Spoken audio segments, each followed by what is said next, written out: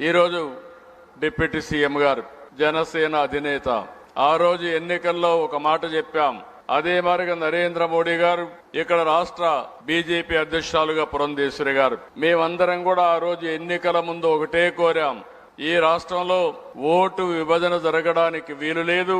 అందరూ కలిసి పనిచేయాలి, గెలిపించాలి.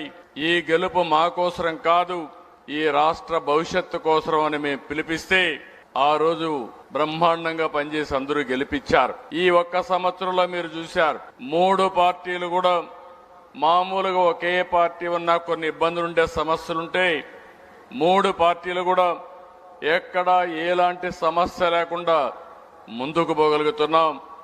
అలాంటి సహకారాన్ని అందించినటువంటి డిప్యూటీ సీఎం పవన్ కళ్యాణ్ గారికి, పురంధేశ్వరి గారికి, బీజేపీ నాయకులకి, కేంద్రంలో ఉండే ప్రధానమంత్రి నరేంద్ర మోడీ గారికి మనస్ఫూర్తిగా ధన్యవాదాలు తెలియజేస్తున్నా, అభినందనలు తెలియజేస్తున్నా.